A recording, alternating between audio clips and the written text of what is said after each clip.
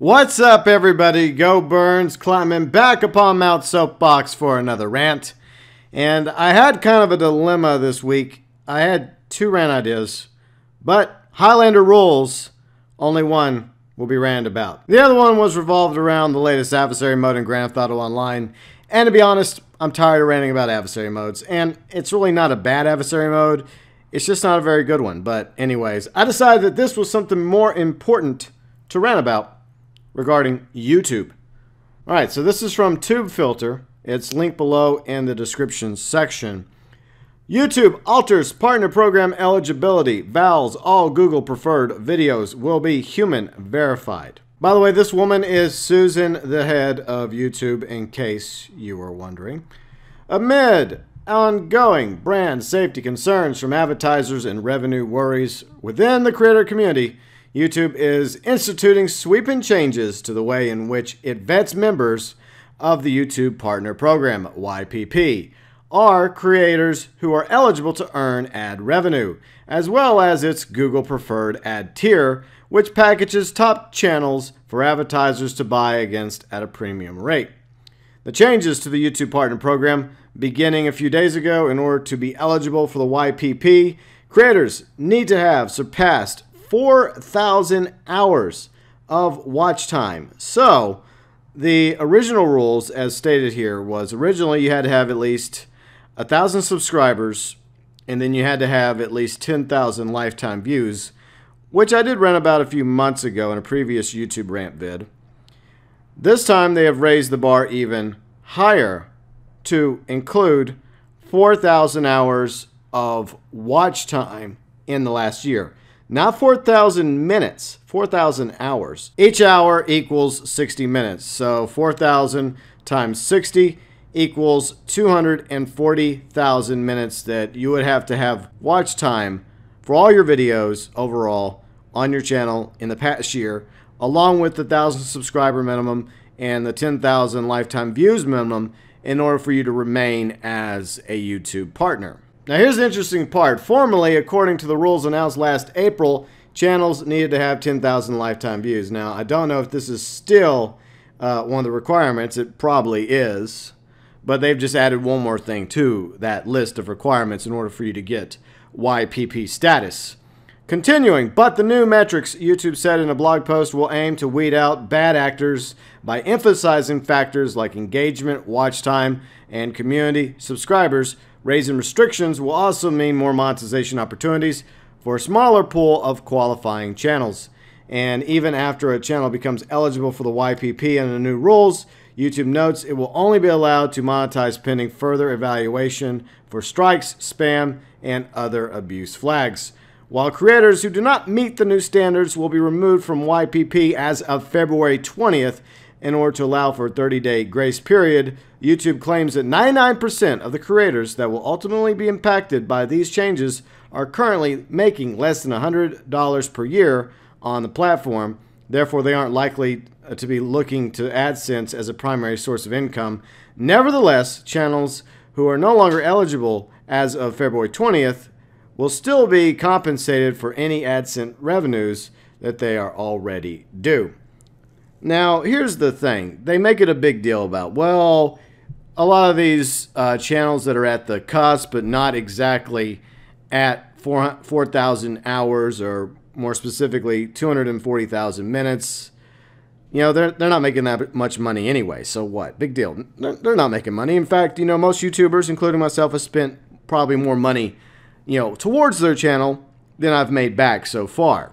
But in my opinion, as a content creator, that's not what matters here. What matters is that achievement of putting all that hard work and dedication over, you know, several weeks, months, even years to finally get that YPP status. Even if you are making only a few bucks a month. So what? It's the content you make on your channel that your subscribers and viewers enjoy. And yes, I realize that you have to have at least $100 US in your AdSense account in order to withdraw it anyways. So you have to have at least $100 or more, or else it'll just sit there until you finally do have $100+ bucks. But at the same time, by having a YPP status that makes your channel more viewable in the algorithms. So channels that are demonetized, that are not part of the YPP, have a harder time finding new viewers and subscribers than those that do have YPP status. Which means that if your sole purpose of making content on YouTube is just to reach out and find new people to watch your stuff, to enjoy it, even if you're not even making that much money at all, then you're going to have a harder time finding new audience, new subscribers, new viewers, new fans, until you reach that 4,000 hour minimum. And you have to do that within a 1 year period. So a lot of channels that don't reach that minimum by February 20th, including a few that I know of right now. By the way, those channels, my friends, content creators and streamers, they've been working hard almost every day of the week for as long as I've known them, and even longer than I've known them, trying to grow their channels, because every channel is different. Some channels grow faster than other channels. It's very wild and crazy how a channel can grow or how fast or slow it happens. And a lot of it does come down to luck in, the specific video game or the topic of interest. And it's just a timing thing that can, make the difference between your channel blowing up today or maybe blowing up, a year from now or a decade from now even. And it's very sad that there are smaller channels that are only like maybe 1,000 or a few thousand subscribers smaller than mine that, had achieved the other requirements, for example, 1,000 subscribers as well as the 10,000 lifetime views, but now adding this one more requirement from YouTube, 4,000 hours minimum. Also, I got to point out that that's 240,000 minutes for all their content view-wise. It's going to knock them back down below the YPP marker, which means it's going to be even more difficult for them to find new viewers and subscribers and grow their channel. It's just sad that you put all this hard work and dedication towards a passion, a hobby, something you love doing, whether it's a gaming content creator, streamer, or somebody else entirely that's doing an entirely different format of content on their channel. They get to the point where they have YPP status, and coming up on February 20th, the clock's going to get turned back, and they're going to no longer have YPP status, and they're going to have to basically start over. And hopefully, they'll eventually get back up to YPP status, and they'll get that renewed once they do reach the 4,000 hours viewed threshold that now YouTube has put in place. It's just sad because they're punishing content creators that didn't do anything wrong, that have followed the rules and the requirements in order to be a YouTube partner. Meanwhile, you have bigger YouTubers that are breaking the rules, that are getting in trouble, causing all these issues. I'm not going to name names, obviously, but you probably know what I'm talking about her. Why is it that YouTube doesn't punish them for what they did instead of punishing everybody else in the process? See, that would make more sense. Make an example out of them. Punish them. That way, everyone else knows that, hey, don't be like that channel. Don't do the shit they did, because if you do what they did, even though they had hundreds of thousands of subscribers or millions of subscribers, the same shit's going to happen to you. You're going to get punished for doing that same BS. That seems more apropos when it comes to punishment than taking it out on everybody. But to all my content creators and streamers that currently are not going to make it to that threshold, the new one, required to remain as a YouTube partner, the YPP status, don't let that deter you. Just keep trying. Keep making the content you're making. Keep doing what you're doing, whether it's streaming or it's making funny videos or gaming vids. Just don't worry about that. I mean, it sucks. It's complete BS. Other content creators do not deserve to be punished for the actions of others. I mean, that's the way life is, right? If you're caught stealing something, or if you're caught breaking the law, the rest of the community should not get punished for your crimes or so-and-so's crimes. That doesn't make any damn sense. Unless you're living in some sort of dictatorship, right? I guess that's what we are when it comes to content creators and streamers under the reins of YouTube. But keep doing what you're doing, and just remember why you started making content to begin with. And this is why I started back in 2014 with this gaming channel. I've had previous other channels. This one I'm the most proud of. It's because I love playing video games. It's because I love making content, which I learned from my radio days and from previous other channels. That's why I started my channel. It wasn't about, making it big or, making, bazillions of dollars in ad revenue and sponsorships and merch. If that happens one day, then awesome, fantastic. Who would not want that to happen to them?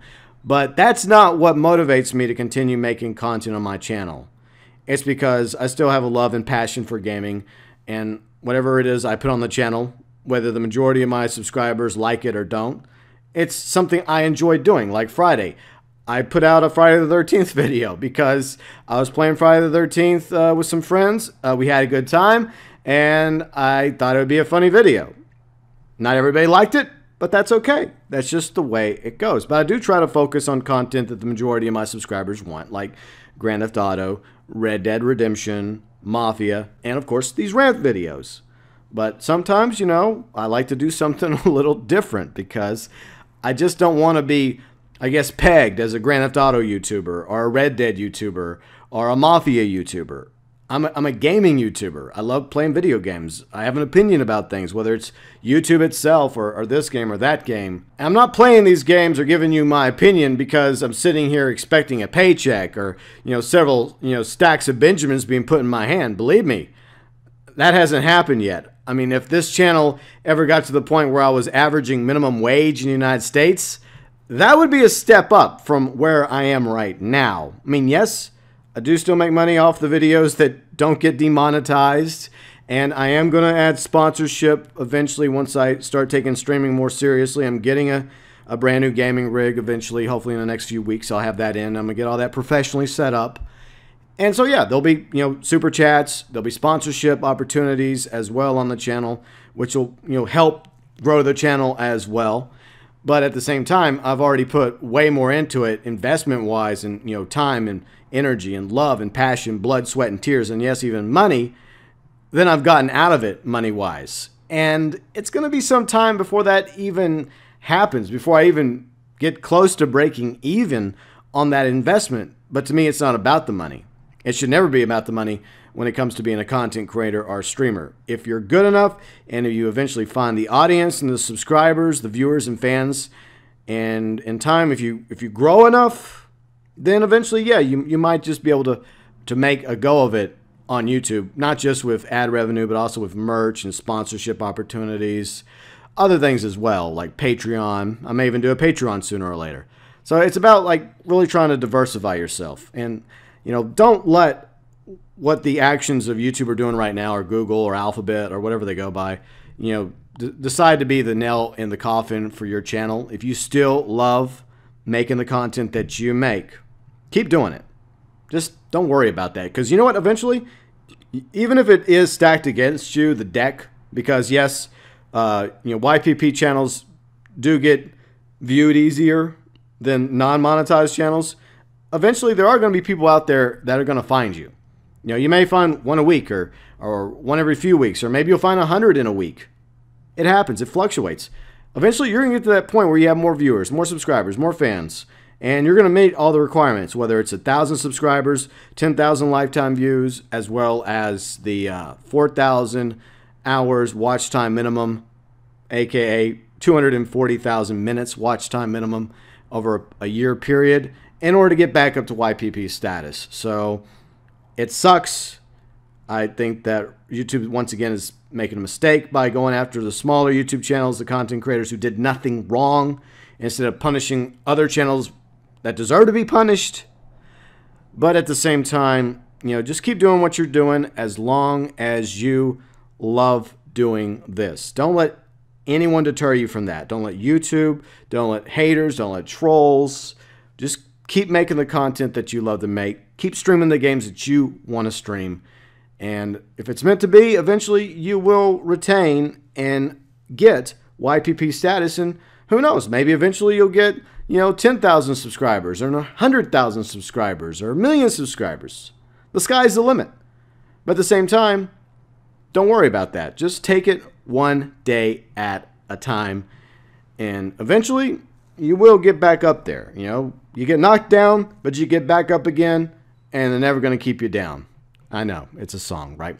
Anyways, if you have a rant suggestion for a future episode, be it about YouTube, Grand Theft Auto, gaming in general, feel free and send it my way below in the comment section via Twitter, Facebook, or Discord, all my social media, linked below in the description section.